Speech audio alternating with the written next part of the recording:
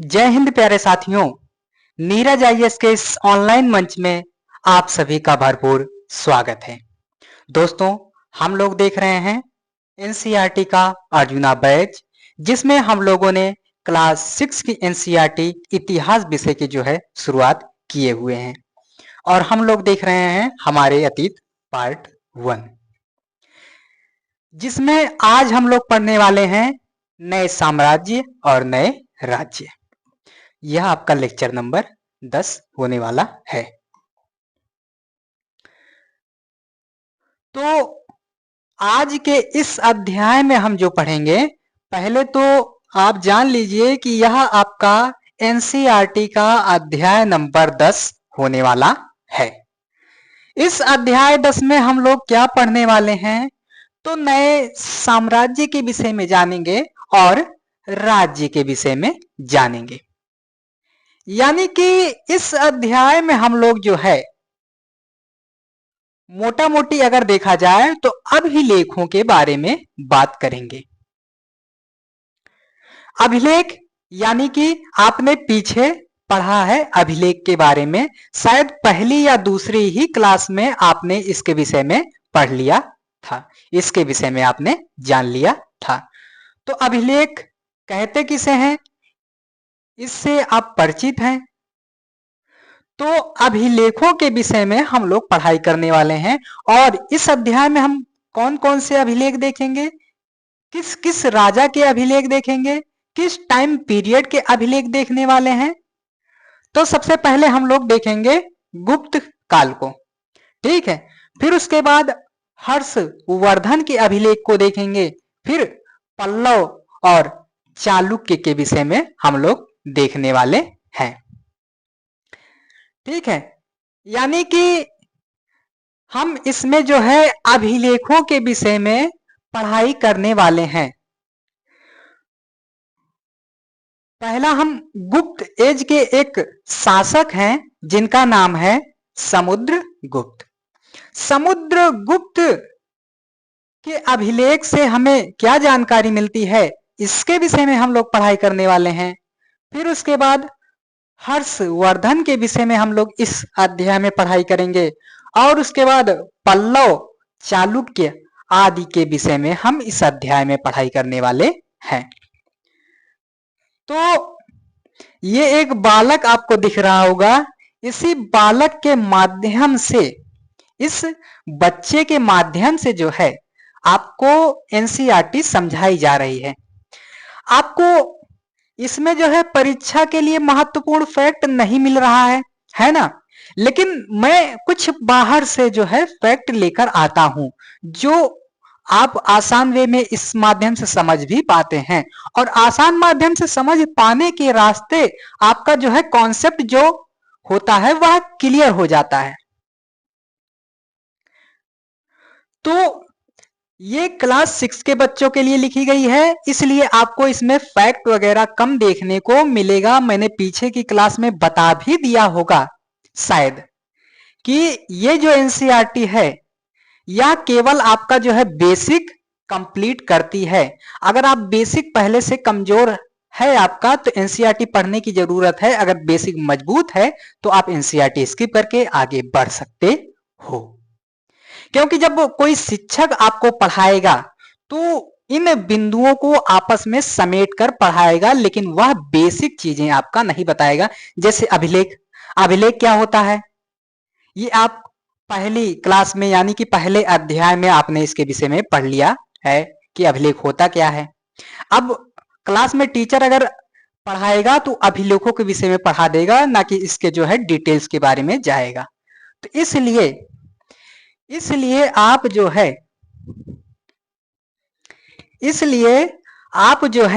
NCERT को इसीलिए आपको पढ़ना है, ठीक है। अगर आपको बेसिक जो है आपका कमजोर है तभी एनसीईआरटी पढ़ना है, नहीं तो एनसीईआरटी ना भी पढ़ोगे तो कोई दिक्कत नहीं है। लेकिन कुछ चुनिंदा एनसीईआरटियां हैं जो आपके मेंस में महत्वपूर्ण रोल अदा करती हैं, उनको तो जरूर पढ़ना है। यानी कि आप कुछ भी कोई भी रास्ता निकालो, आप एनसीईआरटी बिना पढ़े एग्जाम में जो है नहीं जा सकते, इतना आप मान के चलो। एनसीईआरटी आपको किसी न किसी रूप में कैसो न कैसो करके जो है पढ़ना ही पढ़ना है। इतनी बात आप समझ गए होंगे। जब इतनी बात आप समझ जाते हैं तो अरविंद जो है अपने कॉलेज में ऐसा कुछ इसमें शायद कहानी दिया है कि अपने कॉलेज में राजा वगैरह बन रहा है, तो उसी की चर्चा है जो कि हमारे लिए महत्वपूर्ण नहीं है। तो हमें क्या करना है, आगे बढ़ जाना है। क्या करना है, हमें आगे बढ़ना है। तो क्या बताती हैं हमें प्रशस्तियां, क्या बताती हैं हमें प्रशस्तियां? तो प्रशस्तियों के बारे में हम लोग पढ़ेंगे। दरअसल अरविंद गुप्त काल के प्रसिद्ध राजा समुद्रगुप्त की भूमिका जो है अदा करने जा रहा था। समुद्रगुप्त के बारे में हमें इलाहाबाद में अशोक स्तंभ पर खुदे एक लंबे अभिलेख से पता चलता है। इसकी रचना समुद्रगुप्त के दरबार में कवि व मंत्री रहे हरिसेन द्वारा एक काव्य के रूप में की गई थी। तो यहां आपसे क्या कहा जा रहा है कि जो समुद्रगुप्त जी हैं, ठीक है, समुद्रगुप्त के बारे में हमें इलाहाबाद में अशोक स्तंभ पर खुदे एक लंबे अभिलेख से पता चलता है। यानी कि जो गुप्त वंश के राजा हैं जिनका नाम है समुद्रगुप्त, उनके विषय में हमें जानकारी कैसे मिल रही है? तो इलाहाबाद में जो अशोक स्तंभ पर जो है खुदाया गया अभिलेख है, उससे हमें इनके विषय में जानकारी मिल रही है। तो आगे अभी आपका क्लियर होगा कि ये प्रशस्ति होती क्या है। ठीक है, इसकी रचना समुद्रगुप्त के दरबार में कवि व मंत्री रहे हरिसेन द्वारा एक काव्य के रूप में की गई थी।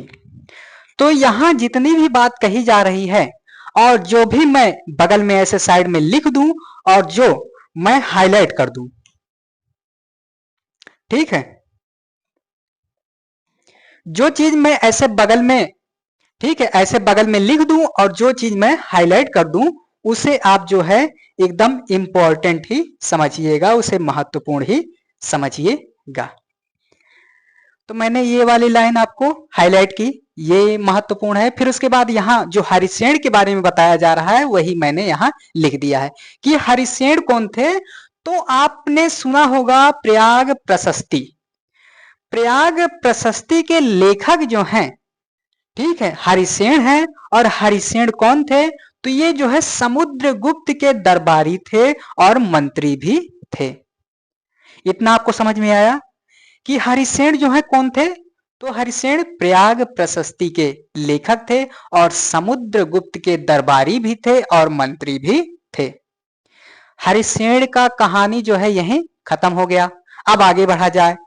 एनसीईआरटी ने ज्यादा चर्चा नहीं दिया है, तो मैं भी काफी हद तक प्रयास करूंगा कि ज्यादा चर्चा मैं भी ना करूं, क्योंकि एनसीईआरटी का दायरा, क्लास का दायरा जो है लंबा हो जाएगा। फिर आगे बढ़ेंगे हम लोग। अब यहां आपसे आगे कहा जा रहा है, आगे आपसे कहा जा रहा है प्रशस्ति के विषय में, ठीक है, आगे आपसे कहा जा रहा है प्रशस्ति के विषय में। तो यह एक विशेष किस्म का अभिलेख है जिसे प्रशस्ति कहा जाता है। यह एक संस्कृत शब्द है जिसका अर्थ है प्रशंसा। प्रशस्तियां लिखने का प्रचलन पहले भी था, जैसे तुमने अध्याय 9 में गौतमी पुत्र श्री सतकर्णी के प्रशस्ति के बारे में पढ़ा, परंतु गुप्त काल में इनका महत्व और बढ़ गया। यहां एनसीईआरटी की लिखने की कला को आप समझो, यह आपके मेंस में जो है काफी हद तक सहायक सिद्ध होगा। एनसीईआरटी आपको कह रही है कि ऐसा नहीं है कि केवल गुप्त काल में ही जो है अभिलेख वगैरह प्रशस्ति वगैरह लिखा जा रहा है, बल्कि इसके पहले भी यह प्रचलन में था, यह लिखा भी जा रहा था। लेकिन जब गुप्ता एज आता है तो इसका महत्व और बढ़ जाता है, इसका चलन और हो जाता है। इतना आप समझ गए। तो यहीं बगल में मैंने इसके विषय में लिख दिया है कि प्रशस्ति जो है होता क्या है। तो यह एक संस्कृत शब्द है जिसका अर्थ है प्रशंसा, एक विशेष किस्म का अभिलेख या प्रशंसा परक अभिलेख होता है। मैं आपको दो दो चीजें करके दिखा रहा हूं। एक तो मैं हाईलाइट कर दे रहा हूं, चाहे तो ये बिंदु आप नोट रखो, चाहे तो मैं बगल में वही चीज को लिख देता हूं, ये नोट रखो। ये वाला आपके लिए ज्यादा महत्वपूर्ण होगा। तो मैं आपको दो तरीके से चीजों को बता रहा हूं, दो तरीके से चीजों को पढ़ा रहा हूं। इतना आपको समझ में आ गया? जब आप इतना समझ जाते हो तो यहां अब देखो बात की जा रही है समुद्रगुप्त के विषय में। आओ देखें समुद्रगुप्त की प्रशस्ति हमें क्या बताती है। कवि ने इसमें राजा की एक योद्धा, युद्धों को जीतने वाले राजा, विद्वान तथा एक उत्कृष्ट कवि के रूप में भरपूर प्रशंसा की है। यहां तक कि उसे ईश्वर के बराबर बताया गया है। प्रशस्ति में लंबे लंबे वाक्य दिए गए हैं, यहां वैसे ही एक वाक्य का अंश दिया गया है। ये क्या है, आगे आओ देखते हैं।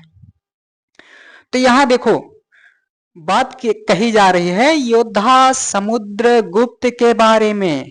इसे एक बार आप सरसरी निगाह से देखो बच्चा, फिर उसके बाद इसकी कहानी को हम लोग जो है करते हैं।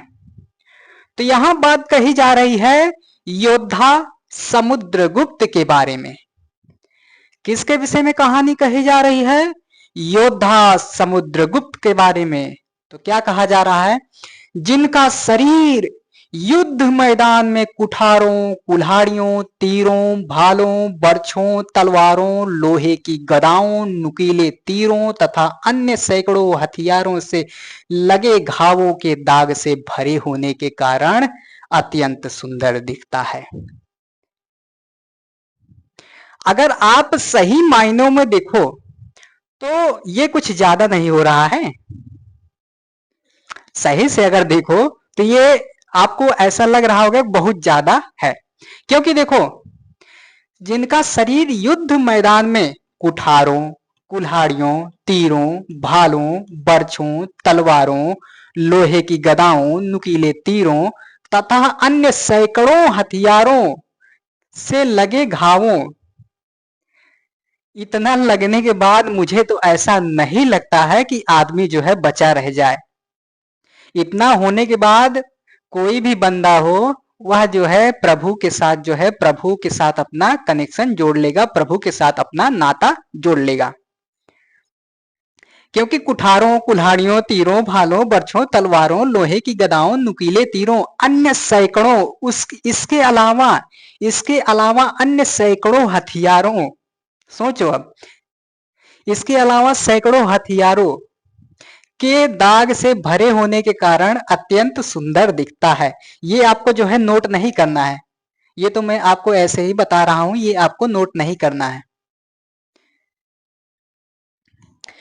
अब देखो इतना सब कुछ लगने के बाद भी इनका चेहरा जो है एकदम खूबसूरत दिख रहा है। ऐसा लगने के बाद जो है इनका घाव भर गया है और इनका चेहरा जो है बड़ा खूबसूरत, बड़ा ही मनोरम दिख रहा है। वाह क्या प्रशंसा है ना। जैसे आजकल आप अगर गीत गानों को सुने तो उसमें आप देखोगे कि तेरे वास्ते फलक से मैं चांद लाऊंगा, और बात करते हैं ये चांद तारों को कहो अभी ठहरे जरा, ऐसे कुछ करके है। बताओ ये सब क्या क्या तोड़ लाते हैं, ये सब अफवाह ही तो है। तो उसी तरह ये भी हो सकता है।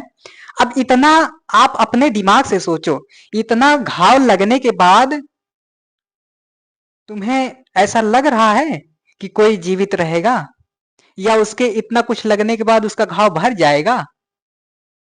तो ये आप अपने दिमाग से सोचो। मैं कुछ भी ज्यादा नहीं बोलूंगा, क्योंकि मुझे पता है मैं ज्यादा बोल दूंगा तो ये ऑनलाइन का मंच है, आप सभी इसी की क्लिप काटोगे और दूसरी जगह ले जाकर फैला दोगे। तो देखो यहां समुद्रगुप्त के बारे में और भी डिटेल्स दिया जा रहा है कि समुद्रगुप्त जो है एक राजा है। राजा के बाद वह योद्धा भी हैं। योद्धा होने के साथ साथ वह विद्वान भी हैं और कवि भी हैं। और वीणा वादक भी हैं, यानी कि वीणा भी बजाते हैं। ऐसा वीणा बजाते हुए उन्हें उनके सिक्कों में जो है दर्शाया गया है, सिक्कों में दिखाया गया है। सिक्कों में दिखाया गया, सिक्कों में दर्शाया गया है उन्हें वीणा बजाते हुए। और आप सभी संगीत अगर सुनते हो तो संगीत जो है आपको ईश्वर से जोड़ता है। संगीत आपको ईश्वर से जोड़ता है। अब संगीत में भी अपना एक अलग महत्वपूर्ण चर्चा है। कौन सा संगीत हमें ईश्वर से जोड़ता है, किस टाइप का संगीत हमें ईश्वर से जोड़ता है, ये भी आपको ध्यान में रखना होगा। और अगर आप संगीत सुनते हैं तो आप अपने आप को सौभाग्यशाली मानिए, क्योंकि आप जो है ईश्वर के पास हैं, ईश्वर के साथ हैं। ईश्वर हर पल आप पर जो है अपनी कृपा दृष्टि बनाए हुए है। अब ये मत समझना कि मैं कोई घटिया खराब गाना सुन रहा हूं तो मैं ईश्वर से जुड़ गया, ऐसा बिल्कुल भी मत सोचना। क्योंकि घटिया गाना सुनोगे तो आप जो है गली के कुत्तों से भी नहीं जुड़ पाओगे, प्रभु से जुड़ने की तो दूर की बात रह गई। तो ये चीजें आपको देखना है। तो ऐसा उसके सिक्कों में जो है, समुद्रगुप्त के सिक्कों में ऐसा उसे दिखाया गया है कि राजा जो है वीणा बजा रहा है। तो ये बात हो गई। आगे बढ़ा जाए। ये देखो उनके टाइम पर जो है सिक्का वगैरह है, आगे अभी मैं दिखा रहा हूं। ये देखो, वीणा बजाने वाला राजा। समुद्रगुप्त के कुछ अन्य गुणों को सिक्कों पर दिखाया गया है, जैसे इस सिक्के में उन्हें वीणा बजाते हुए दिखाया गया है। तो ये सिक्का आप देख रहे हो बच्चे, इसमें उन्हें जो है वीणा बजाते हुए दिखाया गया है। और आप सभी अगर संगीत सुनते हैं तो दिल खोल के संगीत सुनो, कोई कुछ भी कहे उसकी बिल्कुल भी ना सुनो। और इतना भी मत सुनो कि आप सारा सारा दिन संगीत ही सुन रहे हो। तो इतना भी आपको नहीं सुनना है, आपको संगीत लेकिन सुनना है। इसी में एक कॉन्सेप्ट आता है यूपीएससी वगैरह में, एक आपका कॉलम भराया जाता है हॉबी वाला। अब कभी कोई बच्चा मान लो मोबाइल उठाया और उसके सामने गाना बज गया और उसने पहली दफा गाना सुन लिया, गीत सुन लिया। अब वो हॉबी में भर देगा कि मैं खुद जो है गीतकार हूं, गायक हूं, गीत सुनता हूं। मान लो कभी उसने गुनगुना दिया और उसके बाद फिर हॉबी में भर देगा कि मैं जो है एक सिंगर हूं, वैश्विक लेवल का सिंगर हूं। तो इस तरह की हॉबियां आपको नहीं भरना है। ठीक है, तो आप देख रहे हो, आपसे ये मैं ऐसे बात बता दे रहा हूं, इसे हल्के में मत लेना, इसे कोई मामूली बात मत समझना। आपसे क्वेश्चन पूछा भी गया है प्राय छोटी परीक्षाओं में, और हो सकता है कि आगे पूछ ले कि किसके सिक्के में, किस काल के सिक्के में शासक को जो है वीणा बजाते हुए दिखाया गया है। इस तरीके का क्वेश्चन अगर पूछ ले तो आप जो है अगर सही से नहीं पढ़ के गए रहोगे तो वहीं जो है आपका एक क्वेश्चन गलत हो जाएगा। और एक क्वेश्चन गलत होने का मतलब आप समझ रहे होंगे कि हजारों लाखों बच्चों से आप पीछे हो गए, हजारों लाखों में आप पीछे आ गए। तो इसलिए इस बात को हल्का मत समझना, इसे हल्के में मत लेना, क्योंकि कभी भी अगर एग्जामिनर की निगाह चली गई तो क्वेश्चन बना देगा, और जब बना देगा तो बहुत पछताओगे। ये बात हो गई। यहां क्या बात आपसे कही जा रही है कि अगर तुम मानचित्र को गौर से देखो तो पाओगे कि एक क्षेत्र को हरे रंग से रंगा गया है। तुम्हें पूर्वी तट, ठीक है, तुम्हें पूर्वी समुद्र तट के साथ साथ एक क्रम में लाल बिंदु दिखेंगे। उसी तरह कुछ क्षेत्र बैगनी और नीले रंग के भी मिलेंगे। ठीक है,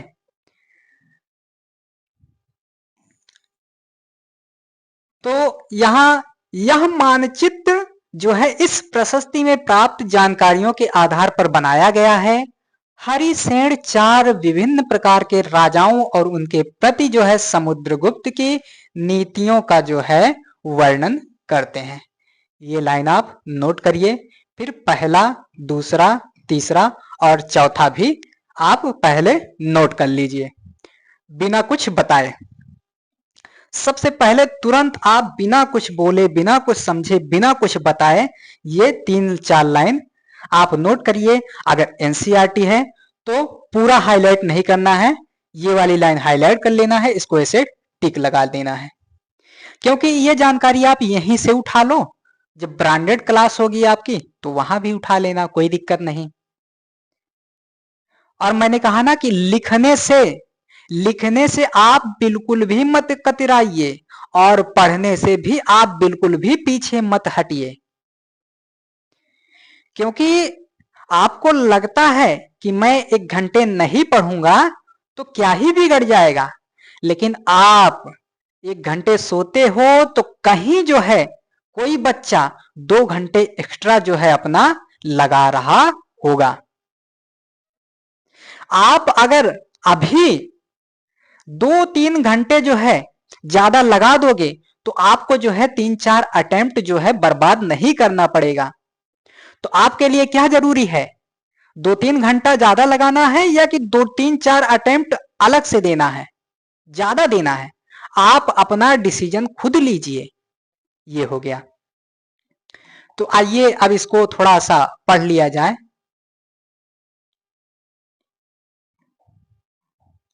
ये चारों आप एक बार देख लिए होंगे। देखो, एक बार आप इसे ध्यान से देखो। अब देखो, मानचित्र में हरे रंग का क्षेत्र आर्यावर्त के उन 9 शासकों का है जिन्हें समुद्रगुप्त ने हराकर उनके राज्यों को अपने साम्राज्य में मिला लिया। कौन सा क्षेत्र भैया? तो हरे रंग वाला, ये आर्यावर्त यहां लिखा गया है, ये वाला क्षेत्र। ठीक है, ये वाला क्षेत्र की बात हो रही है। तो पहला पॉइंट आपने जान लिया। पहला पॉइंट आपने जान लिया कि मानचित्र में हरे रंग का क्षेत्र आर्यावर्त के उन 9 शासकों का है जिन्हें समुद्रगुप्त ने हराकर उनके राज्यों को अपने साम्राज्य में जो है मिला लिया। तो ये वो वाला रंग है, वो वाला क्षेत्र है। अब इसे आप मानचित्र में बखूबी तरीके से यहां देख पा रहे होंगे। फिर उसके बाद दूसरी लाइन जो है आपका दूसरा पॉइंट है, इसके बाद दक्षिणा पथ के 12 शासक आते हैं। इनमें से कुछ की राजधानियों को दिखाने के लिए मानचित्र पर लाल बिंदु दिए गए हैं। इन सब ने हार जाने पर समुद्रगुप्त के सामने समर्पण किया था। समुद्रगुप्त ने उन्हें फिर से शासन करने की अनुमति दे दी थी। ठीक है, तो इसे किस रंग में? तो लाल बिंदु। लाल बिंदु इसमें देखो कहां दिख रहा है, तो ये लाल बिंदु इधर दिख रहा है आपको। ठीक है, ये लाल बिंदु आपको दिख रहा है। ये यहां बताया भी गया है, गुप्त वंश द्वारा जीते गए नगर। ये हो गया। फिर आगे इसमें तीसरी बात क्या कही जा रही है कि पड़ोसी देशों का आंतरिक घेरा बैगनी रंग से रंगा गया है। बैगनी रंग, आंतरिक राज्य, ये आंतरिक राज्य ये वाला है, इसकी बात अब यहां हो रही है। इसमें असम, तटीय बंगाल, नेपाल और उत्तर पश्चिम के कई गण या संघ आते थे। ये समुद्रगुप्त के लिए उपहार लाते थे, उनकी आज्ञाओं का पालन करते थे तथा उनके दरबार में उपस्थित हुआ करते थे। कौन? तो ये वाले आंतरिक राज्य वाले। आंतरिक राज्य वाले, आंतरिक राज्य आप यहां देख सकते हो। ठीक है, आंतरिक राज्यों वाले को आप यहां देख सकते हो। फिर आगे क्या बात कही जा रही है? बाह्य इलाके, आगे क्या बात कही जा रही है? बाह्य इलाके के शासक जिन्हें नीले रंग से रंगा गया है संभवतः कुषाण तथा शक वंश के थे। इसमें श्रीलंका के शासक भी थे। इन्होंने समुद्रगुप्त की अधीनता स्वीकार की और अपने पुत्रियों का विवाह उससे किया। तो ये आपका जो है बाहरी भाग है, ठीक है, ये आपका बाहरी भाग है और इसमें श्रीलंका को भी समाहित किया गया है। तो इन्होंने जो है अपनी पुत्रियों का विवाह भी इनके यहाँ किया। इतना आपको समझ में आ गया होगा, आशा करता हूं इतना आप समझ गए होंगे। जब आप इतना समझ गए होंगे तो अब बारी है आगे बढ़ने की, ठीक है। यहां लेकिन ये बिंदु आप जो है नोट कर लो बच्चा। समुद्रगुप्त, ठीक है, समुद्रगुप्त को जो है वीणा बजाते हुए उसके सिक्कों में दिखाया गया है। यह गुप्त वंश से जुड़ा शासक है, आगे मैं इसकी चर्चा करने वाला हूं। अगर आप इसके बारे में थोड़ा सा मिसमैच करते हैं तो बाबू सिक्का वाला जो पोर्शन होता है कभी जल्दी समझ में नहीं आता, हालांकि मैं पीछे समझा चुका भी होऊंगा। जहां जरूरत पड़ती है मैं पूरी लिस्ट दे देता हूं ताकि बच्चों के मन में जो है तनिक भी संशय उत्पन्न ना हो। और जो भी डाउट हो आपके मन में तो कमेंट वाला बॉक्स आपके लिए हमेशा खुला रहता है और कभी भी किसी भी टाइम पर आप मैसेज कीजिए, रिप्लाई आपको दिया जाता है। ऐसी सुविधा जो है आप अन्य जगह देखने को नहीं पाओगे। तो ये भी हो गया। अब ये तो बात हो गई, आगे बढ़ा जाए। तो अब देखो यहां वंशावलियों के विषय में क्या बात कही जा रही है, तो आइए अब पढ़ लेते हैं। अधिकांश प्रशस्तियां शासकों के पूर्वजों के बारे में भी बताती हैं। यह प्रशस्ति भी समुद्रगुप्त के प्रपितामह पितामह यानी कि परदादा, दादा, पिता और माता के बारे में बताती है। उनकी मां कुमार देवी जो कि लिच्छवी गण की थी और पिता जो है चंद्रगुप्त गुप्त वंश के पहले शासक थे। तो यहां आपको क्या चीज मिला कि समुद्रगुप्त की माता का नाम कुमार देवी था जो कि लिच्छवी गण से संबंध रखती थी और समुद्रगुप्त के पिता का नाम जो है चंद्रगुप्त था जो कि गुप्त वंश के पहले शासक थे। यहां आप जो है गलत कर सकते हो, लेकिन गुप्त वंश के जो पहले शासक, गुप्त वंश के पहले शासक आप देखोगे तो उसमें पाओगे श्री गुप्त को, ठीक है, श्री गुप्त को। तो यहां पहले दिया है, इसको काट देना है। आपको क्या लिखना है कि चंद्रगुप्त जो है गुप्त वंश के शासक थे, पहले आपको तुरंत काट देना है। यहां मैंने कहा ना कि इसीलिए जो है एनसीईआरटी में मिसमैच हो जाता है, तो हो जाता है तकनीकी समस्या की वजह से और कभी कभी वैसे भी हो जाता है क्योंकि दिमाग ही है, कब भटक गया कोई पता नहीं है। तो ये हो गया। जिन्होंने महाराजाधिराज जैसी बड़ी उपाधि धारण की और समुद्रगुप्त ने भी यह उपाधि धारण की। इतना आपको समझ में आ गया। उनके दादा और परदादा का महाराजा के रूप में ही उल्लेख है। इससे यह आभास मिलता है कि धीरे धीरे इस वंश का महत्व बढ़ा।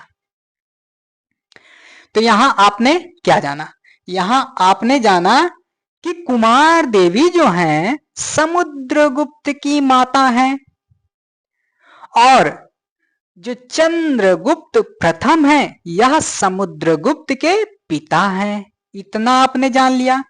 और इनकी माता जो है लिच्छवी गण से संबंध रखती हैं और इनके पिता जो हैं महाराजाधिराज की उपाधि ले रहे हैं और वही टाइटल, वही उपाधि समुद्रगुप्त भी ले रहे हैं। तो इतना आप समझ गए। जब इतना आप समझ जाते हो तो अब जो है आगे बढ़ा जाए। अभी मैं इनकी वंशावली को जो है विस्तृत तरीके से आगे की चर्चा में बताऊंगा, आगे चीजों को बताऊंगा। लेकिन उसके पहले कोने में आपसे एक चर्चा दी गई है विक्रम संवत के विषय में।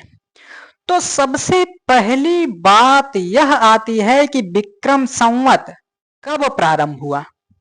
ठीक है, कब प्रारंभ हुआ तो आपका 58 ईसा पूर्व 58, ठीक है, बीसी। कब प्रारंभ हो रहा है तो 58 बीसी। इतना आप समझ लिए। किसने किया, किसने चलाया, किसने प्रारंभ किया, ये बात आपके दिमाग में तुरंत आ जानी चाहिए। तो किसने किया? राजा चंद्रगुप्त सेकंड ने। और मान लो प्रारंभ किया, क्यों किया, क्या कारण था, क्यों क्यों क्यों, आप अपने दिमाग में सोचो। तो यहां शकों पर विजय के प्रतीक के रूप में इस संवत की स्थापना की तथा विक्रमादित्य की उपाधि धारण की। विक्रम संवत का प्रारंभ जो है इन्होंने किया, क्यों किया? तो इन्होंने जो है शकों पर विजय किया और उसी के प्रतीक स्वरूप जो है विक्रम संवत को चलाया और एक उपाधि भी लिया, एक टाइटल भी लिया, जो कि महत्वपूर्ण हो जाता है आपकी परीक्षा के दृष्टि से। यानी कि ये जितने भी आपको दिए गए हैं ये सारे के सारे आपका महत्वपूर्ण है। तो इसे आप नोट कर लीजिए। ये आपकी परीक्षा में चाहे छोटी परीक्षा हो चाहे बड़ी परीक्षा हो उसमें पूछ भी लिया गया है और आगे भी हो सकता है पूछ ले। तो इसलिए आप इसे नोट डाउन कर लीजिए, तुरंत कीजिए, तुरंत आप इसे जो है नोट कर लीजिए। फिर इसी में जो है चर्चा को हम लोग थोड़ा सा आगे बढ़ा देंगे।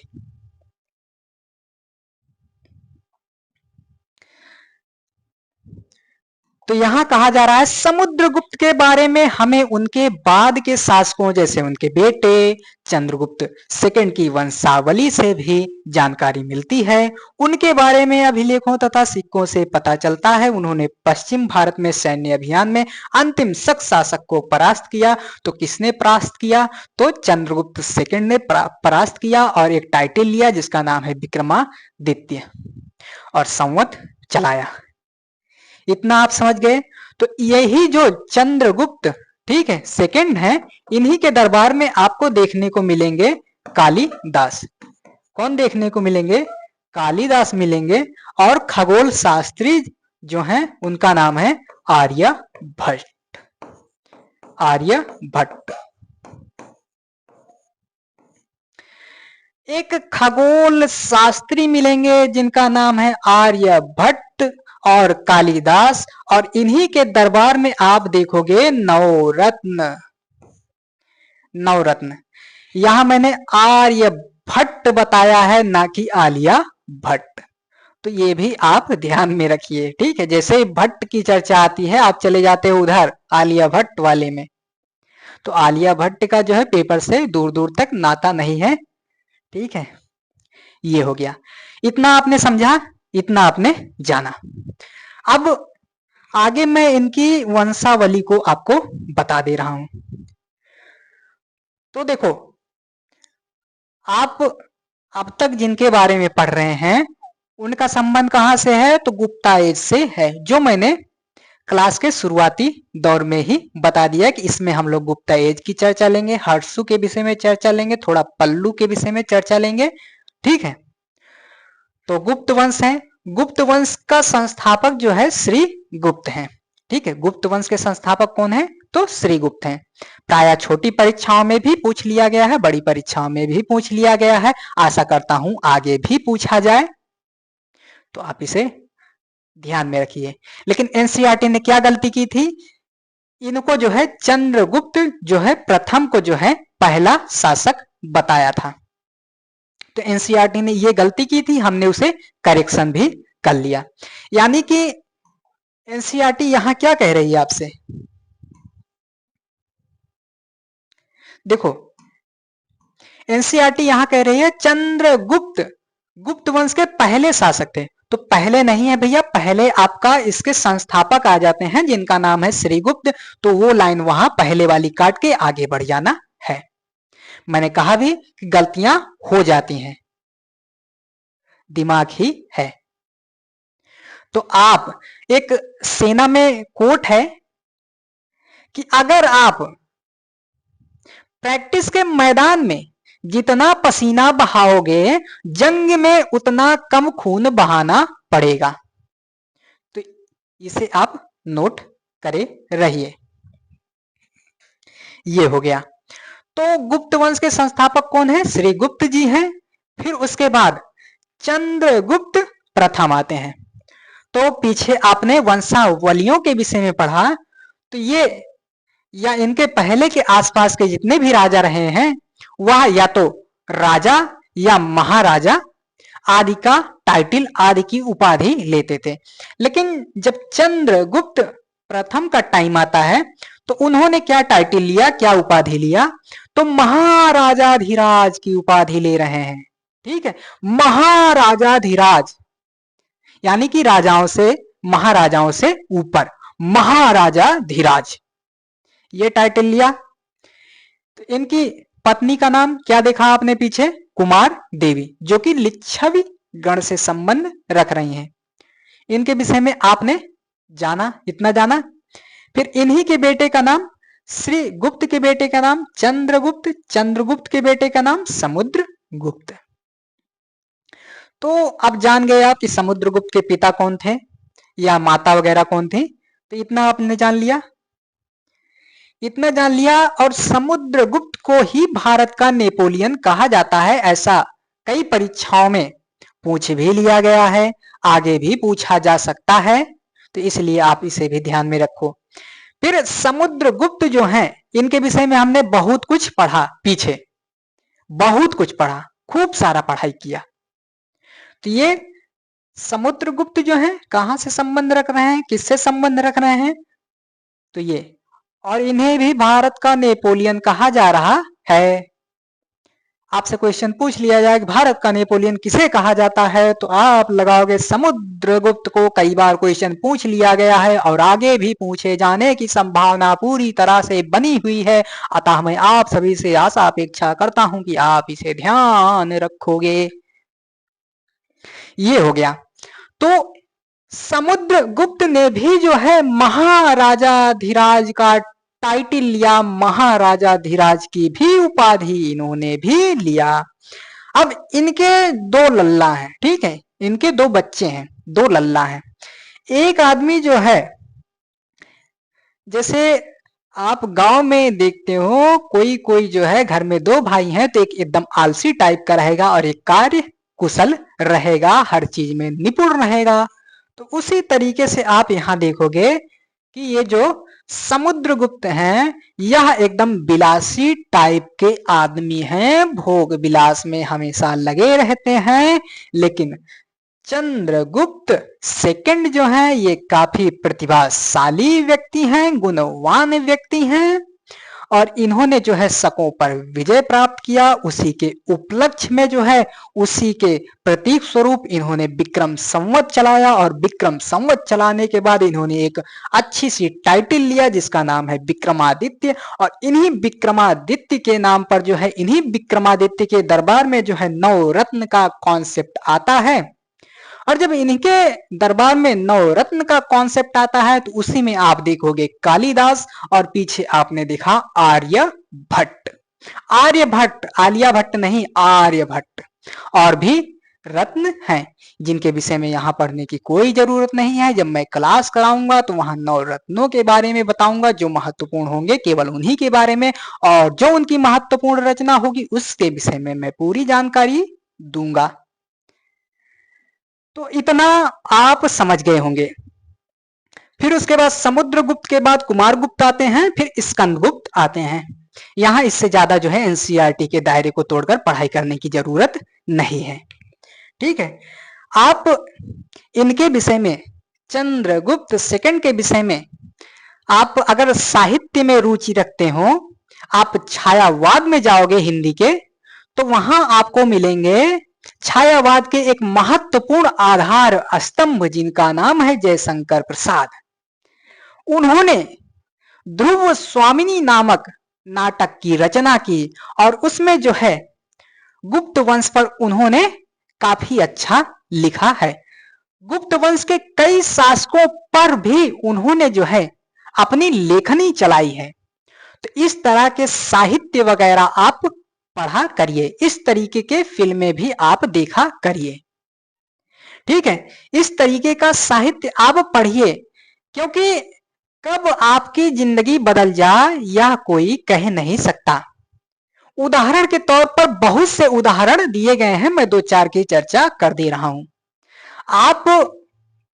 आज से कुछ वर्ष पहले एक रानू मंडल नाम की महिला के बारे में सुने होंगे, जिन्होंने केवल 2 लाइन जो है गुनगुनाया, तेरी मेरी कहानी। इसी 2 लाइन ने जो है उनकी पूरी जिंदगी, उनकी पूरी लाइफ को जो है बदल कर रख दिया। हालांकि बाद में कुछ दूसरा प्रभाव पड़ा तो उसके विषय में नहीं, लेकिन इसी एक लाइन ने जो है उन्हें कहां से कहां तक पहुंचा दिया। आप वहीं एक अंकल जी को देखेंगे तो उनकी एक लाइन, कच्चा बादाम, उसी ने जो है उनकी लाइफ बदल कर रख दी। तो इस तरह के साहित्य को आप पढ़ते रहिए, कब कौन सी लाइन जो है आपकी जिंदगी बदल दे यह कुछ कहा नहीं जा सकता। आप अगर भर्तृहरि को जानते हो, भर्तृहरि को जानते हो तो उनका एक फेवरेट लाइन था कि सहसा विदधीत ना क्रियाम, यानी कि बिना विचारे अचानक जल्दबाजी में कोई भी निर्णय नहीं लेना चाहिए, कोई भी काम नहीं करना चाहिए। इसी से मिलता जुलता एक प्रसंग और भी याद आ गया कि जब भगवान राम वन गए थे तब भरत जी उनको लौटाने के लिए जो है आ रहे थे। तभी लक्ष्मण जी का स्वभाव जो है थोड़ा क्रोधी टाइप का था, जल्दी ही गुस्सा हो जाते थे। तो उन्होंने कहा मैं आज इन्हें छोड़ूंगा नहीं। और इस तरफ जो है निषाद राज भी जो है अपनी सेना को लेकर जाते हैं कि पहले मैं ये जान लूं कि शत्रुता के भाव से आ रहे हैं या मित्रता के भाव से आ रहे हैं। लेकिन लक्ष्मण जी जो है गुस्साए हुए कि आज मैं छोड़ूंगा नहीं, आज यही जो है वारा न्यारा हो जाएगा। तो एक भविष्यवाणी होती है कि जब तक यह पता न चल जाए कि सामने वाला आपका शत्रु है या मित्र है, तब तक उस पर जो है आघात नहीं करना चाहिए, उस पर जो है वाण वगैरह नहीं चलाना चाहिए। तो कब किसकी लाइन जो है, कब कौन सी लाइन किसकी जिंदगी बदल दे कुछ कहा नहीं जा सकता। ऐसे बहुत से उदाहरण हैं, मैं गिनाऊंगा तो कई दिन लग जाएंगे। और इसी से मिलता जुलता टाइटल एक और है, इसी से मिलता जुलता एक डायलॉग और है। जैसे आप सभी बहुत विद्यार्थी जो हैं प्रेम प्रसंग आपका चल रहा होता है और प्रस्ताव, ठीक है, उसका प्रस्ताव जो है सबसे पहले लड़के ही क्यों देते हैं, ठीक है। तो सुरपंखा जी होती हैं, वह प्रेम प्रस्ताव लेकर आती हैं और पहले तो बड़े भैया के पास जाती हैं। तो बड़े भैया ने साफ साफ कह दिया कि मेरी ये व्यथा है, मेरे पास पहले से ही है, और आप जाइए, मेरा वो अनुज है उसके पास जाइए, क्या पता दाल गल ही जाए। तो ये अपना प्रस्ताव लेकर लक्ष्मण जी के पास जाती हैं और उसके बाद लक्ष्मण जी से जबरी करने लगती हैं, कोने आदमी से जो पहले से ही गुस्सैल हो, जो बात बात में धनुष उठा ले, जो है क्या बोलते हैं, नाम नहीं याद आ रहा है उनका, दुर्वासा, हाँ, जो दुर्वासा ऋषि से भी भिड़ जाए, तनिक भी ना डरे, उसके सामने ये जबरदस्ती कर रहे हैं, जबरी कर रहे हैं। फिर क्या किए, लगा गुस्सा उनको और उसके बाद अपना जो है तलवार उठाए, उसके बाद उसका नाक काट लिए। तो इसी वजह से आजकल आप देखते होंगे जितने भी प्रेम प्रसंग हो रहे हैं, जितने भी प्रेम प्रसंग होते हैं, तो पहले प्रस्ताव जो है बालक ही लेकर जाते हैं, पहले प्रस्ताव बालक ही देते हैं। और आप बालिकाओं के तरफ से यह प्रस्ताव जो है कम ही मात्रा में देखने को पाओगे। तो बालिकाएं इसलिए डरती रहती हैं कि कहीं ऐसा ना हो मेरी नाक कट जाए, तो इसीलिए जो है प्रस्ताव, ठीक है, प्रस्ताव और लड़के ही ज्यादातर देते हैं। अभी ये तो सप्ताह बीत ही गया इसका, ठीक है, फरवरी वाला। तो इसमें जितने भी सप्ताह होंगे इसमें से जितने भी प्रस्ताव पड़े होंगे, जितने भी प्रस्ताव जो है दिए गए होंगे, उनमें से लगभग 90-95% जो है बालकों की तरफ से ही प्रस्ताव गए होंगे। तो इसलिए जो है प्रस्ताव पारित जो है प्रस्ताव लेकर बालिकाएं कम ही आती हैं। ये हो गया। और लक्ष्मण जी बड़े ही क्रोधी स्वभाव के व्यक्ति हैं, ठीक है, और राम जी ने उन्हें क्या कहा, ऊख के समान, जो बाहर से जो एकदम कठोर है लेकिन अंदर से जो है रस से भरा हुआ है। ऐसे जटायु जी को देखते हैं, ठीक है, जटायु जी को देखते हैं कि अरे इतना भयानक पक्षी, अभी मैं इसका जो है अंत कर देता हूं। तब भगवान श्री राम समझाते हैं कि जब तक यह निश्चय ना हो जाए कि सामने वाला शत्रु है या मित्र है, तब तक उस पर जो है अस्त्र शस्त्र नहीं उठाना चाहिए। तो ऐसी कविताएं जो है आप पढ़ते रहिए, ऐसे साहित्य को पढ़ते रहिए। कब किसका जीवन धन्य हो जाए, कब किसका जीवन बदल जाए, यह किसी के हाथ में नहीं है। और आप महाभारत के टाइम पर अगर कर्ण को सुने तो कर्ण कहते हैं कि जीवन का मूल समझता हूं, धन को मैं धूल समझता हूं। ये उस टाइम की बात थी। अगर आप फॉलो करो तो ये आज के टाइम में भी लाभप्रद होगा। पैसा एक साधन है, ना कि साध्य। महाभारत के टाइम पर अर्जुन श्री कृष्ण से कहते हैं कि हे प्रभु, हे माधव, हे सखा, हे मित्र, आप हमेशा जो है कर्ण की प्रशंसा करते रहते हो, आखिर उसमें ऐसी कौन सी बात है जिससे आप उसी की प्रशंसा करते रहते हो। तो श्री कृष्ण कहते हैं कि पार्थ, वो सामने पर्वत दिख रहा होगा तुम्हें, ये सोने का पर्वत मैं तुम्हें दे रहा हूं और तुम्हें जो है इसे पूरे गांव वालों में बराबर मात्रा में बांटना है। अर्जुन जुट जाते हैं और बांटते बांटते बांटते बांटते थक जाते हैं, लेकिन पर्वत जो है चुकता नहीं है, खत्म नहीं होता है। तो अब बारी आती है कर्ण की। कर्ण को केशव बुलाते हैं और कहते हैं कि ये पहाड़ जो सोने का दिख रहा है सामने, इसे गांव वालों में समान मात्रा में आपको बांटना है। तो कर्ण जो है पूरे गांव वालों को बुलाते हैं और कहते हैं ये जो सामने सोने का पहाड़ दिख रहा है, आज से ये पहाड़ आपका है और आप सभी इसे बराबर मात्रा में बांट लो। तो इससे यह स्पष्ट होता है कि अर्जुन को श्री कृष्ण जो समझाना चाह रहे थे, अर्जुन वह समझ गए। और एक प्रसंग और भी आता है कि जब महाभारत का युद्ध हो रहा था, सामने कर्ण है और इस तरफ जो है अर्जुन है, और अर्जुन तीर चला रहे हैं तो कर्ण का रथ जो है कई हाथ पीछे जा रहा है, और जब कर्ण तीर चला रहे हैं तो अर्जुन का जो रथ है वह कुछ ही हाथ जो है पीछे हट रहा है। तो ऐसे में भगवान श्री कृष्ण जो है कर्ण की प्रशंसा कर रहे हैं, तो ये बात जो है अर्जुन को कुछ रास ना आई कि बताओ मैं तीर चला रहा हूं, रथ इतनी दूर तक जा रहा है और इसने जो है कुछ ही हाथ पछाड़ा, तो केशव जो है इसकी प्रशंसा कर रहे हैं।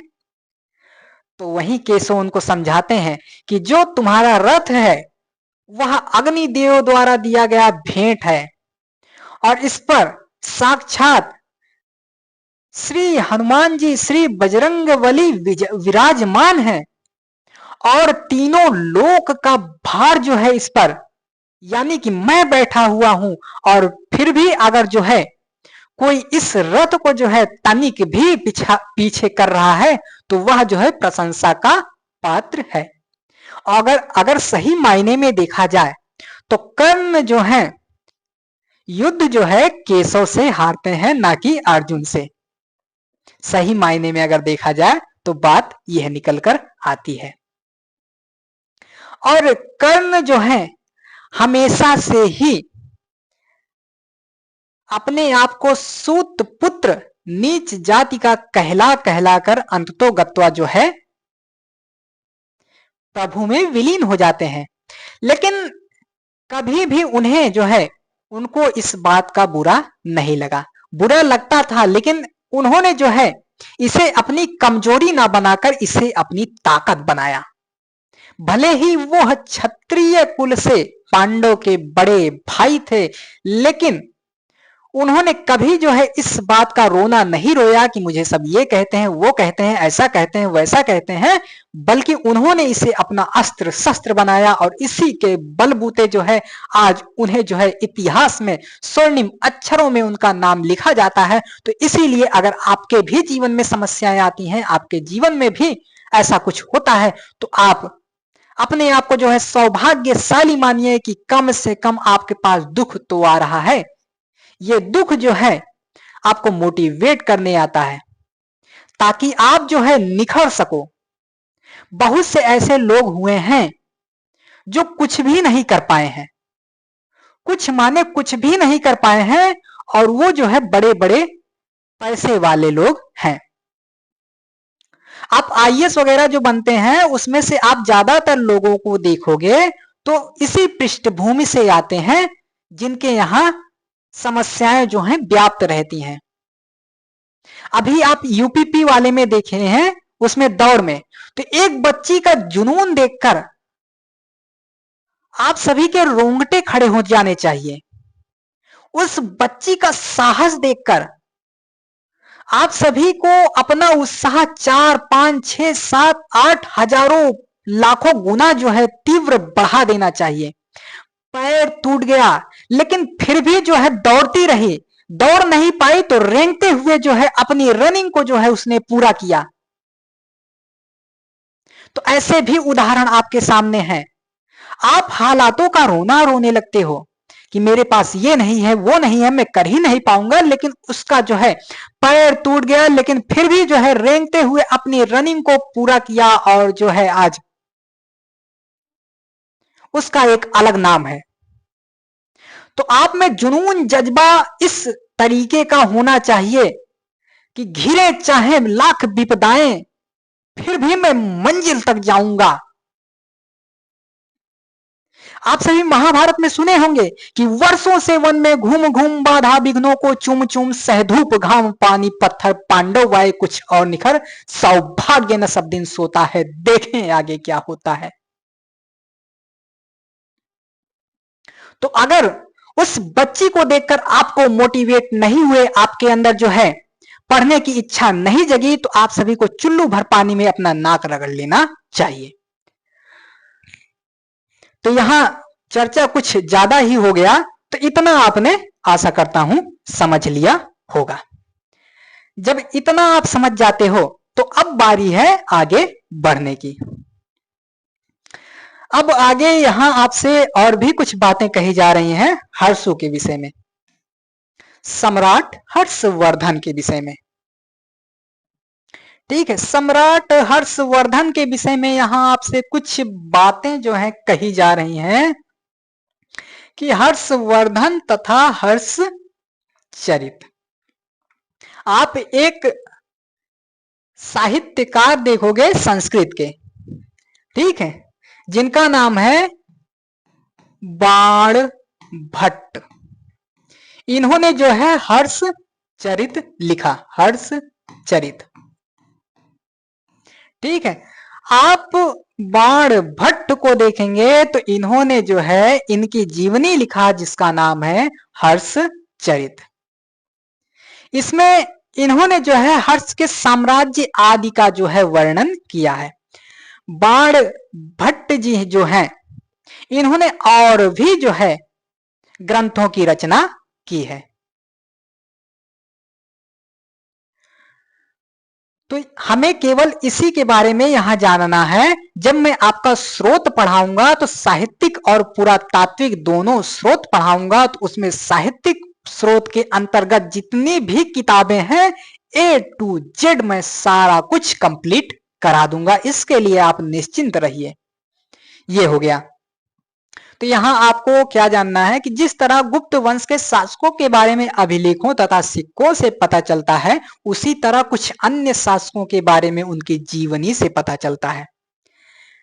शासकों के बारे में हमें पता कैसे चल रहा है? जिस तरीके से अभिलेखों से समुद्रगुप्त के विषय में जानकारी मिल रही है, उसी आधार पर साहित्य से भी हमें कुछ राजाओं की जानकारी मिल रही है। जैसे आप बाणभट्ट का जो है हर्षचरित देखोगे, हर्षचरितम देखोगे, जीवनी से पता चलता। ऐसे ही एक राजा हर्षवर्धन थे। अब यहां हम राजा हर्षवर्धन के विषय में जानकारी लेंगे, जो कि एनसीईआरटी ने डाटा दिया है। इस डाटे से आपको कोई लेना देना नहीं है। इन्होंने अनुमानता, लगभग आदि के आधार पर ये डाटा दिया हुआ है। अगर आपके पास एनसीईआरटी की किताब हो तो लास्ट में जो है इनका सही डाटा सभी शासकों वगैरह का दिया गया है, वहां जाके आप देख सकते हो। हालांकि वहां भी कुछ डाटा जो है इधर उधर दिया गया है। तो ये डाटा जितने भी यहाँ दिए गए हैं ये अनुमानता दिए गए हैं, इसको आपको नोट नहीं करना है।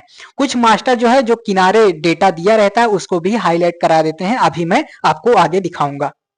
उनके दरबारी बाणभट्ट कौन थे? तो हर्षवर्धन के दरबारी थे, ने संस्कृत में उनकी जीवनी हर्षचरित लिखी।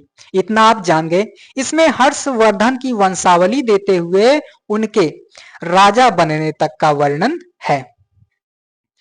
जो मैं हाईलाइट करा रहा हूं वो बिंदु जो है आपके लिए महत्वपूर्ण हो जाते हैं, और जब महत्वपूर्ण हो जाते हैं तो इन्हीं पर आपको जो है फोकस करना है। क्या करना है? फोकस करना है। चीनी यात्री, अब देखो यहां जो है एनसीईआरटी ने कितना गंदा ट्रांसलेट किया है। चीनी यात्री स्वयं त्वांग, ये क्या नाम हुआ? इसे आप लिखो ह्वेनसांग। ह्वेनसांग, इसका नाम लिखो आप ह्वेनसांग। ठीक है, ह्वेनसांग, जिनके बारे में तुमने अध्याय 9 में पढ़ा, काफी समय के लिए हर्षवर्धन के दरबार में रहा। ठीक है, ह्वेनसांग जो है, अब आप जान गए कि ह्वेनसांग जो है किसके समय पर आ रहा है, किसके दरबार में रहा? तो ह्वेनसांग जो है हर्षवर्धन के दरबार में रहा। तो मैंने पीछे से कई यात्रियों को बताते हुए आया है कि कौन किसके टाइम पर आ रहा है, किसके दरबार में रुक रहा है।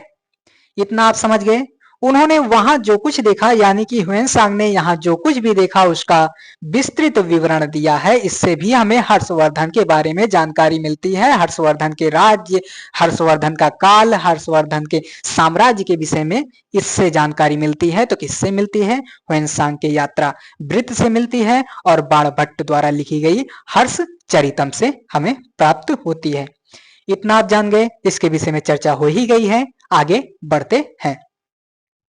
हर्ष अपने पिता के सबसे बड़े बेटे नहीं थे, पर अपने पिता और बड़े भाई की मृत्यु हो जाने पर थानेश्वर के राजा बने। तो हर्षवर्धन जो है कहाँ के राजा बन रहे हैं? तो थानेश्वर के। उनके बहनोई कन्नौज के शासक थे। जब बंगाल के शासक ने उन्हें मार डाला तो हर्ष ने कन्नौज को अपने अधीन कर लिया। हर्ष जो है कन्नौज को जीत रहे हैं और बंगाल पर आक्रमण कर दिया। मगध तथा बंगाल को जीतकर उन्हें पूर्व में जितनी सफलता मिली थी उतनी सफलता अन्य जगहों पर नहीं मिली थी। इतना आप नोट करिए।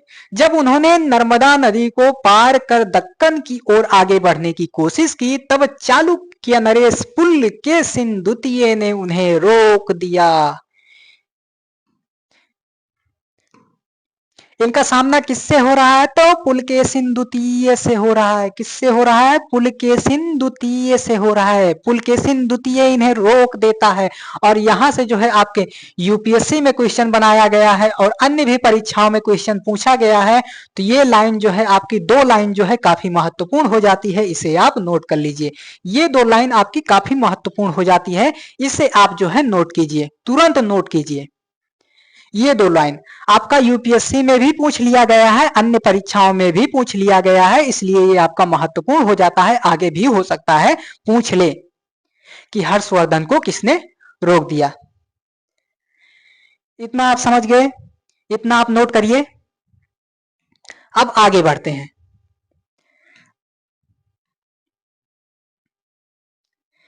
आगे जब बढ़ेंगे तो यहां दिया गया है पल्लव, चालुक्य और पुलकेशिन द्वितीय की प्रशस्तियां।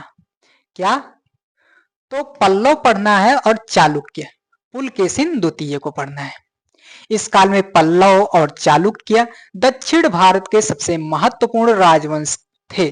पल्लवों का राज्य उनकी राजधानी कांचीपुरम के आसपास के क्षेत्र से लेकर कावेरी नदी के डेल्टा तक फैला था, जबकि चालुक्यों का राज्य कृष्णा और तुंगभद्रा नदियों के बीच जो है स्थित था।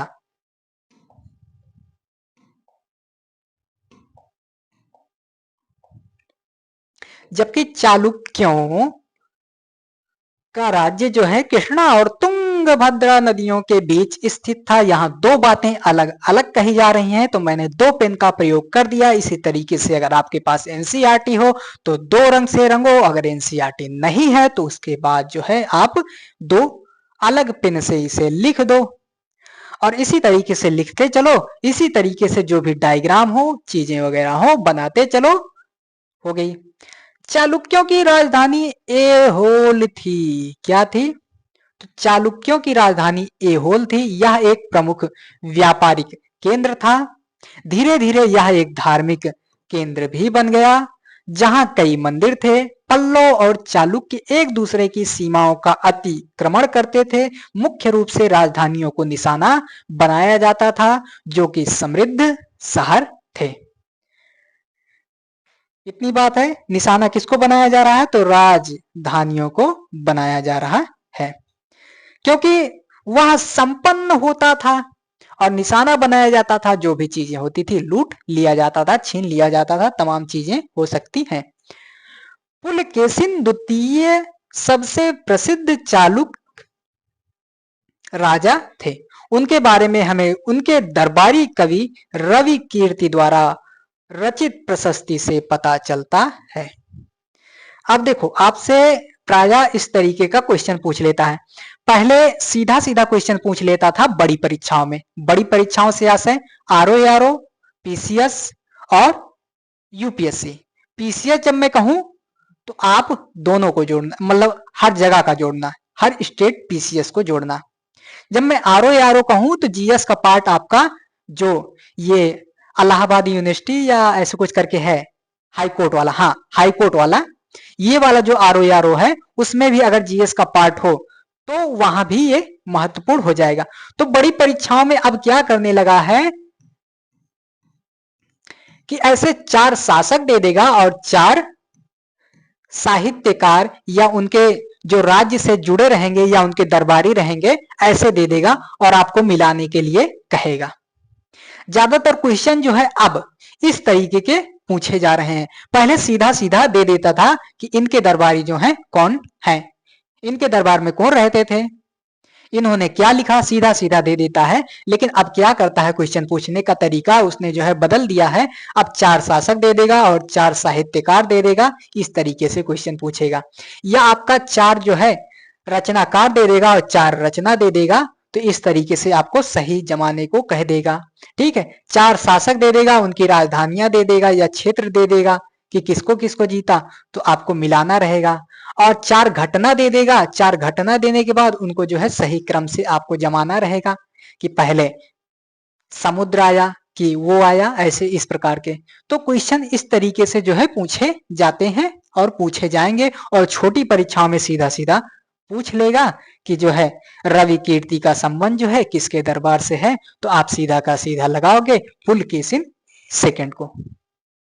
आपको सीधा सीधा लगाना है कि पुलकेशिन सेकंड।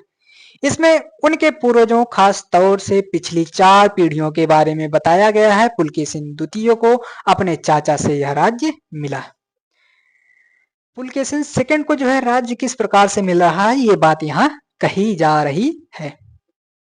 अब देखो, यहाँ आपसे क्या बात कही जा रही है, हर्षवर्धन के विषय में बात कही जा रही है। यहाँ कहीं ना कहीं जो है पुलकेशिन की प्रशंसा की जा रही है। किसके द्वारा? तो रवि कीर्ति के द्वारा किया जा रहा है। अब जैसे मान लो आपका मित्र है, अब उसके सामने मित्र छोड़ो, जैसे मान लो आप किसी कॉलेज संस्था में पढ़ रहे हो, तो जो आपका टीचर है, आप जाओगे तो उसे भला बुरा तो कहोगे नहीं, उसकी खूब प्रशंसा करोगे, क्योंकि वो आपका शिक्षक है और प्रशंसा करना भी चाहिए शिक्षक की। तो ये इनके दरबार में रहेंगे। अब किसी के दरबार में अगर कोई रह रहा है तो उसकी प्रशंसा, बुराई थोड़ी ना करेगा।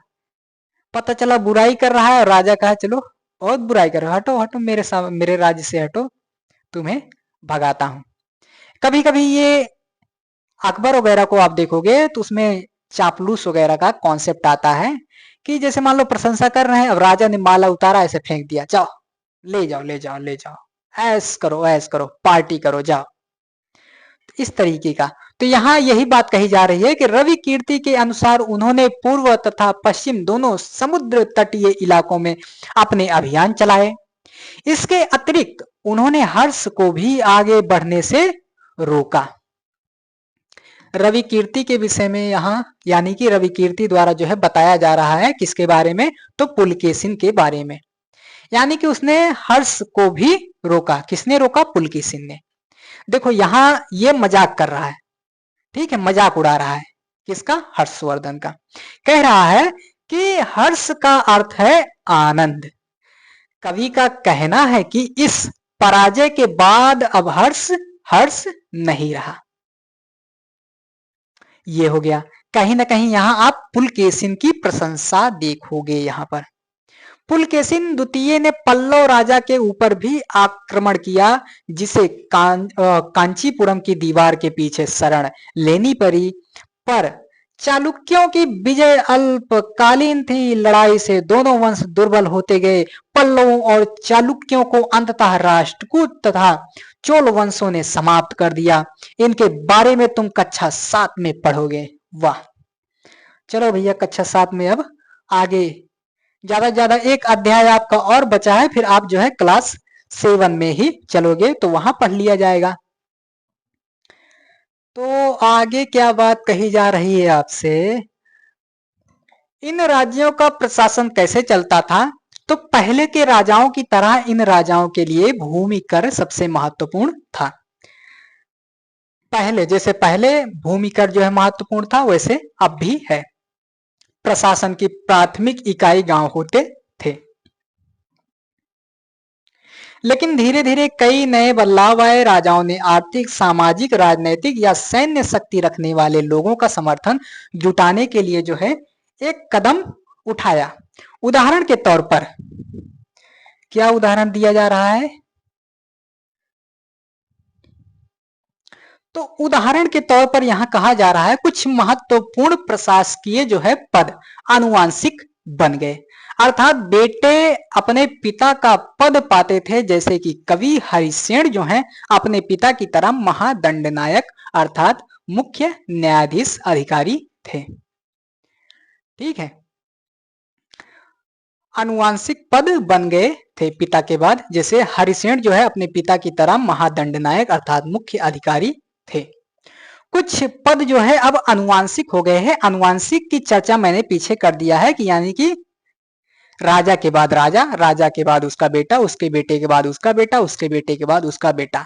तो सेम इसी प्रकार जो है जैसे हरिसेन है तो उन्होंने अपने पिता का जो है पद प्राप्त किया।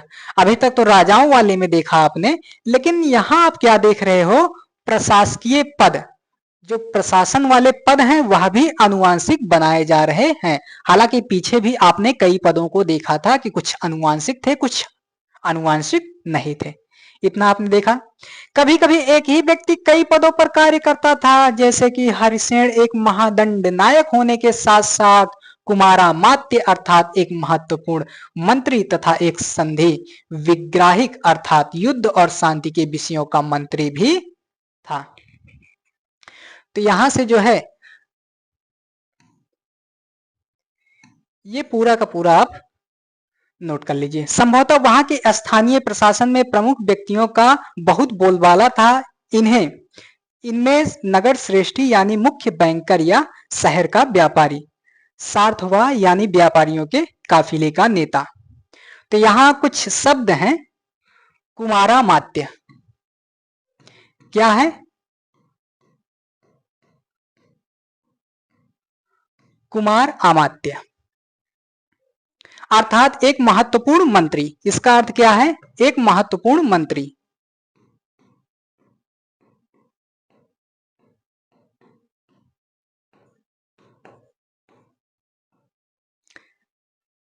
कुमारामात्य अर्थात एक महत्वपूर्ण मंत्री तथा एक संधि विग्राहक। युद्ध संधि विग्राहक कौन था? ये हो गया। दूसरा पॉइंट आप लिखो, संधि विग्राहक। संधि विग्राहक, संधि विग्राहक अर्थात युद्ध और शांति के विषयों वाला मंत्री। युद्ध और शांति के विषयों वाला मंत्री ये आपका लिखा गया है। देखो, बहुत से व्यक्तियों का बहुत बोलबाला था, इनमें नगर श्रेष्ठी। नगर श्रेष्ठी किसे कह रहे हैं? ऐसे आपको ये जो शब्द हैं, प्रायः इन शब्दों से भी आपका क्वेश्चन वगैरह जो है बना दिया जाता है, तो इन शब्दों को भी आप नोट डाउन करते चलिए।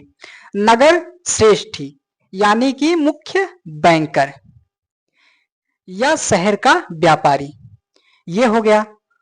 ठीक है, मैं अलग अलग पेन से यहां कर दे रहा हूं, आप इसी को अलग से नोट कर लीजिएगा। ठीक है, सार्थवाह यानी व्यापारियों के काफिले।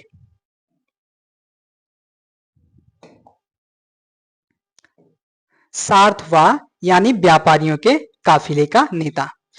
प्रथम कुलिक अर्थात मुख्य शिल्पकार तथा कायस्थों यानी लिपिकों के प्रधान, ये आप नोट कर लीजिए। आगे बढ़ते हैं।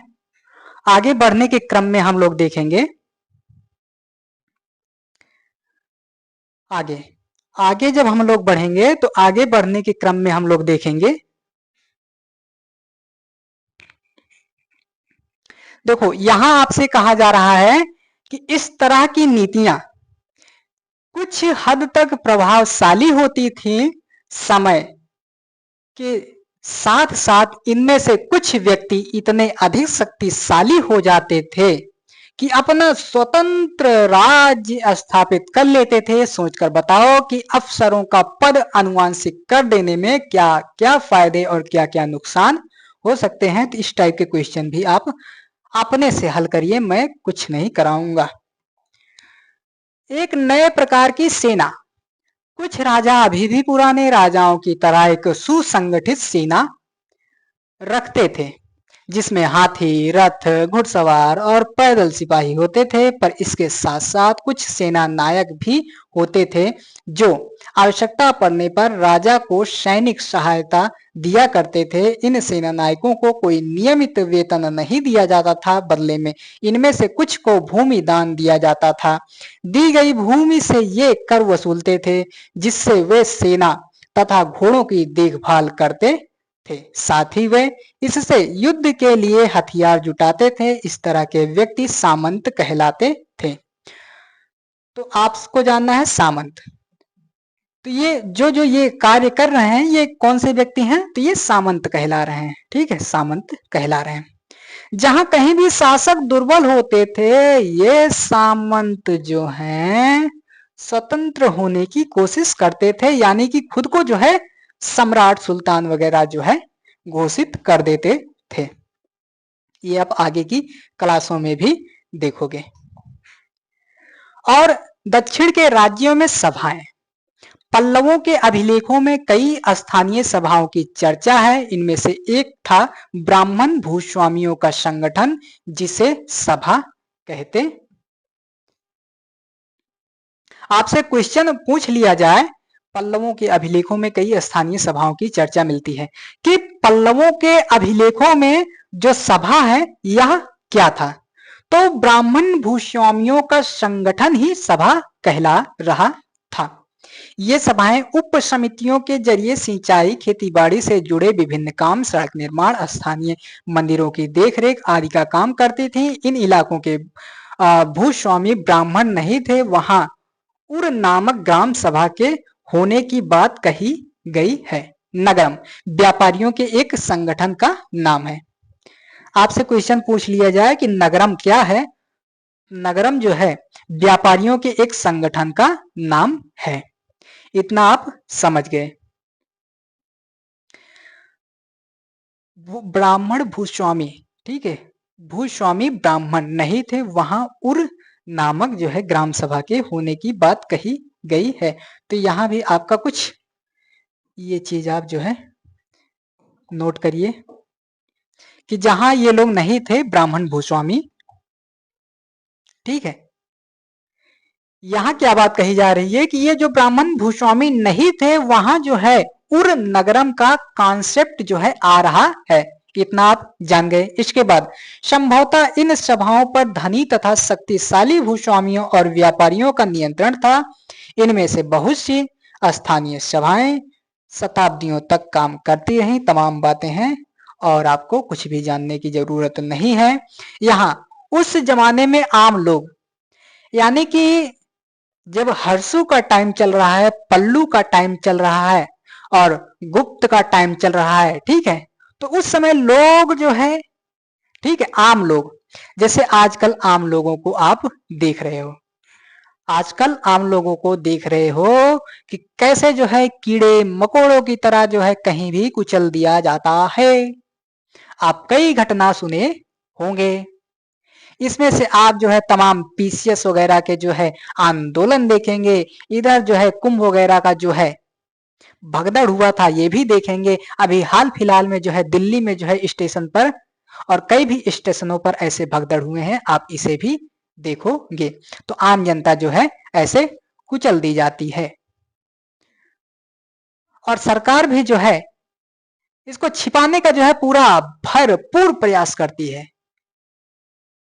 आप उदाहरण अभी दिल्ली का स्टेशन देख सकते हो।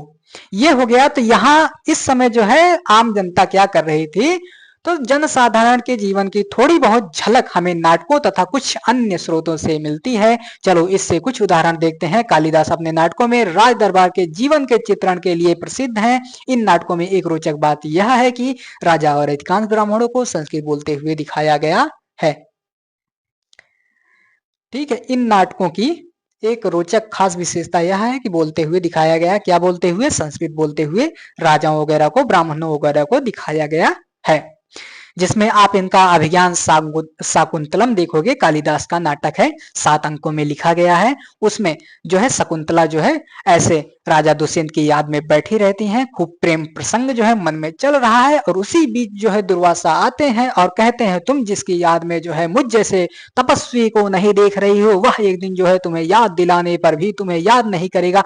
और ऐसा श्राप देकर ये आराम से निकल जाते हैं और शकुंतला बेचारी को जो है पता भी नहीं चलता। उसकी सखियां जो है, उनकी सखियों को यह बात पता चलती है और जाकर जो है राजा वो दुर्वासा जी से अनुनय विनय करती हैं। तब जाके वो जो है मार्ग बताते हैं कि कोई चिन्ह जो है उसे दिखाने पर याद आ जाएगी पूरी की पूरी घटना। लेकिन अफसोस की बात यह है कि शकुंतला जाती हैं और सची तीर्थ पर स्नान करती हैं और वहीं उनकी अंगूठी गिर जाती है और एक रोहित नामक मछली जो है उसे निगल जाती है। और जब वह मछली निगल जाती है तो वह एक मछुआरे के हाथ लगती है। मछुआरा वह अंगूठी पाता है और दौड़ा दौड़ा जाता है, राजा के पास दिखाता है और उसके दरबारी जो है उसे पकड़ लेते हैं और खूब भला बुरा कहते हैं और बाद में जो वो धन दौलत पाता है उसको उसके मंत्री जो है हड़पना चाहते हैं। तो यही कहानी यहाँ दिया गया है, जो कि मैंने संक्षिप्त में जो है संक्षेप में आपको समझा दिया और यहाँ कुछ नहीं करना है। तो ये जो मैंने बताया राजा दुष्यंत और शकुंतला वाली कहानी यहाँ दिया गया है। ये वो मछुआरा है, वो मछली है रोहित वाली और सची तीर्थ की घटना यहाँ बताई गई है। और राजा दुष्यंत और शकुंतला के प्रेम प्रसंग को जो है अभिज्ञान शाकुंतलम नामक नाटक से जो है कालिदास ने जो है उसे लिखा है।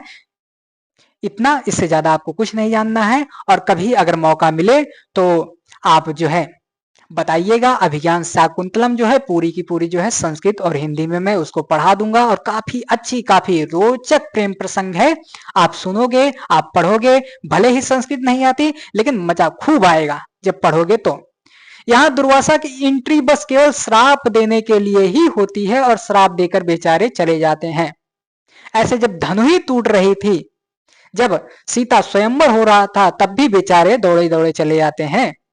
और ये तो कहो कि वहां उनको लक्ष्मण जी से भेंट हो जाती है और मर्यादा पुरुषोत्तम भगवान श्री राम जी से भेंट हो जाती है और जिन्होंने जो है उनके अहंकार को, उनके क्रोध को जो है हमेशा के लिए नष्ट कर दिया। तो ये थी बात। इसके अलावा आपको यहाँ कुछ भी नहीं जानना है। और यहाँ आपको और क्या जानना है, यहाँ आपको जानना है चीनी तीर्थ यात्री फाहसियन। ये फाहसियन नहीं है, एनसीईआरटी ने फिर यहाँ कचरा कर दिया है। तो आपको लिखना है यहाँ फाहयान। क्या लिखना है? फाहयान लिखना है।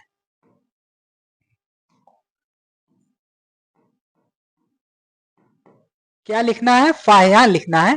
लोगों की दुर्गति पर भी गया, जिन्हें ऊंचे और शक्तिशाली लोग अछूत मानते थे, इन्हें शहरों वगैरह में तमाम चीज यहाँ दिया गया है।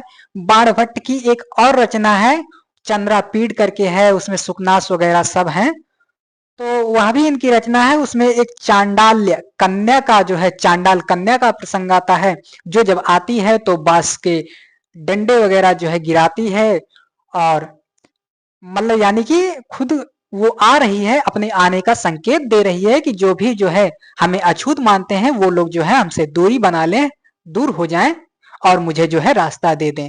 तो ये पहले की कुछ परंपराएं थी, इस घिसी पिटी परंपराएं हैं, इनको नहीं जानना है, नहीं तो हम भी घिसे पिटे टाइप के हो जाएंगे। अब देखो यहाँ क्या बात कही जा रही है, ये तमाम चीजें कही जा रही हैं, इसको जानने की कोई जरूरत नहीं है। आगे बढ़ते हैं। ये बाणभट्ट जी ने लिखा था, वही था। और यहाँ भी आपको जो है कुछ भी नहीं जानना है, लेकिन एक शब्द यहाँ आपका दिया है बेदुइन, ठीक है, बेदुइन। क्या दिया है यहाँ? एक शब्द दिया है आपका बेदुइन। बेदुइन, बेदुइन जो एक घुमक्कड़ कबीले होते थे। मान लो कभी एग्जामिनर की निगाह जो है, एनसीईआरटी एग्जामिनर मान लो क्लास 6 की पढ़ रहा हो और उसकी निगाह जो है भूल से यहाँ पड़ जाए और इस शब्द पर पड़ जाए कि बेदुइन, ठीक है, बेदुइन, बेदुइन शब्द पर मान लो पड़ जाए और वह क्वेश्चन बना दे, तो आपको इतना ध्यान में रखना है कि बेदुइन जो है एक घुमक्कड़ कबीला था। बेदुइन क्या था? एक घुमक्कड़ कबीला था। आगे मुझे ऐसा नहीं लग रहा है कि इसमें और भी कोई खास बातें हों, ठीक है, ऐसा नहीं लग रहा है कि और भी कुछ खास बातें हों।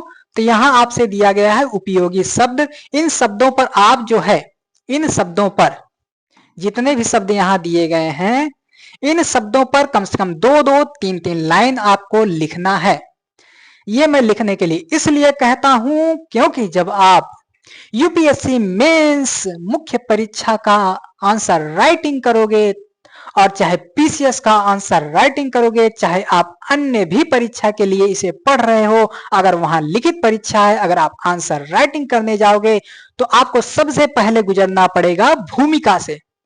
तो इसके विषय में 2-2, 3-3 लाइन अगर आप लिखते रहोगे तो ये आपका भूमिका बनाने में जो है महत्वपूर्ण भूमिका अदा करेगा। भूमिका बनाने में भूमिका अदा करेगा। तो इन शब्दों को आप 2-2, 3-3 लाइन लिखना सीखिए। यही आपका जो है आंसर राइटिंग शुरू हो रहा है यहीं से। क्लास 6 के एनसीईआरटी से आप आंसर राइटिंग करना सीख रहे हो, इससे ज्यादा आपको और क्या चाहिए। इन शब्दों पर आपको क्या करना है? 2-2, 3-3 लाइन रोजाना लिखते रहना है। जब रोजाना आप लिखोगे तो आपका लिखने का प्रैक्टिस जो है बना रहेगा और आपको जो है भूमिका बनाने में तनिक भी दिक्कत नहीं होगी। फिर आपको आंसर राइटिंग करने में क्या बचा? तो बचा आपका मुख्य पार्ट बना बचा, और उसके बाद आपका निष्कर्ष बचा, जो मैं ऐसे चुटकियों में बता दूंगा, समाप्त हो जाएगा। और जो चीज हम सोच सकते हैं वो चीज हम कर सकते हैं।